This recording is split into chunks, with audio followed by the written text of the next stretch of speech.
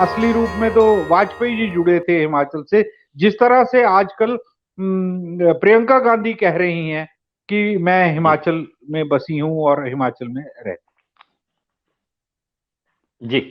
अनिल जी, मैं आपके पास हूँ, अपने को अनम्यूट करिए। कई लोग कह रहे हैं गुजरात के चुनाव पे बात होनी चाहिए, जहां इतना बड़ा हादसा हुआ।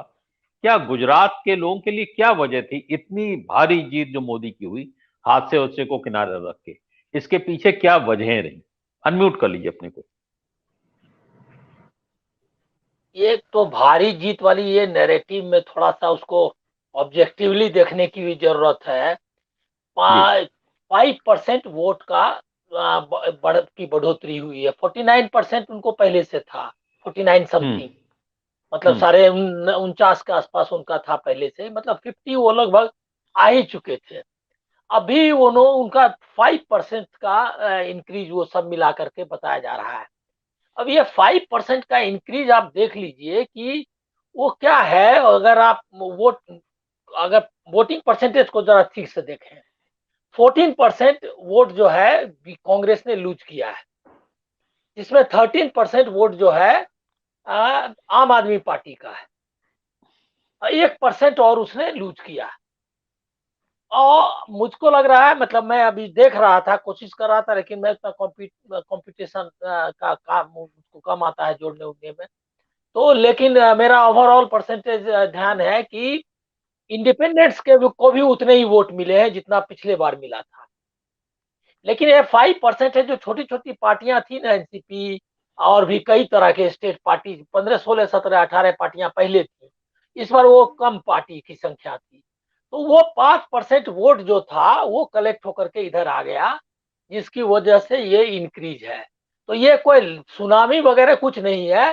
वो जो स्कैटर्ड वोट था, जो कांग्रेस को भी नहीं मिला था, बीजेपी को भी जी नहीं मिला था, क्योंकि जो अंतर था वो 6 7% का अंतर, इनका पहले का अंतर था। तो भी कांग्रेस ने अगर वोट लूज किया है, तो 13% आम आदमी पार्टी को और 1% उनका।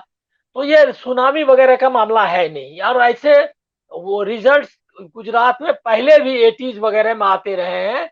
जो लंबा इतिहास है उसका, उसमें जाने की जरूरत नहीं, नहीं है। 149 तक मिला है कांग्रेस की सरकार को। नहीं नहीं, लेकिन सीट इसमें चार नहीं, पांच सीट। हाँ, नहीं नहीं, अच्छा जी। Percentage of votes. फिफ्टी जी टू थ्री जी परसेंट वोट सोलंकी को भी मिला था। जी। मतलब कि ये जितना वोटिंग परसेंटेज है वो बहुत ज्यादा हाई नहीं है, जैसे कहा जा हाँ। रहा है कि एकदम जो है गुजरात उनके पीछे आ गया। गुजरात हम्म। में जो स्कैटर्ड कुछ वोट थे वो थोड़ा ज्यादा आ गया, 49 तो था ही उनका। तो ये तो एक हम्म। तो ये मिथक तोड़ देना, छोड़ देना चाहिए।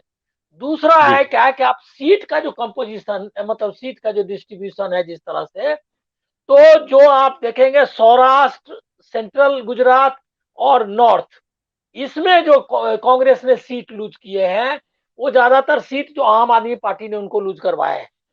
तो इस तरह से जो है वो सारा इक्वेशन बन गया। लेकिन सबसे जो तकलीफ दे और दिक्कत वाली बात है, जो मैंने पहले भी यहाँ जी। पर ही कहा था, ये जो गुजरात मॉडल ऑफ गवर्नेंस है, उसको गुजरात के लोगों ने ओके किया, जिसमें मोरबी है, ये क्या कहते हैं, हेल्थ की बहुत खराब स्थिति है, कोविड में इतने लोग मरे, और ट्राइबल लोगों की सिचुएशन बहुत खराब है, दलितों का सिचुएशन बहुत खराब है, और एक पोलराइज्ड स्टेट है जहां पर कि हम्म। बहुत कम संख्या में मुसलमान है यूपी और बिहार की तुलना में, लेकिन सबसे ज्यादा पोलराइज्ड है। मतलब वहाँ 10% मुसलमान है और 19% 90% नफरत है। तो ये जो है वहाँ, इसलिए वो हार्दिक पटेल ने क्या बोला जीतने के बाद कि 370 की धारा हमने हटाई, इसीलिए जीते।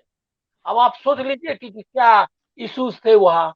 तो जो हिंदू भी है, मुसलमान की नैरेटिव है, वो नैरेटिव हम्म। लेकिन हिमाचल और बाकी जगह नहीं चली, गुजरात में अभी भी चल रही है।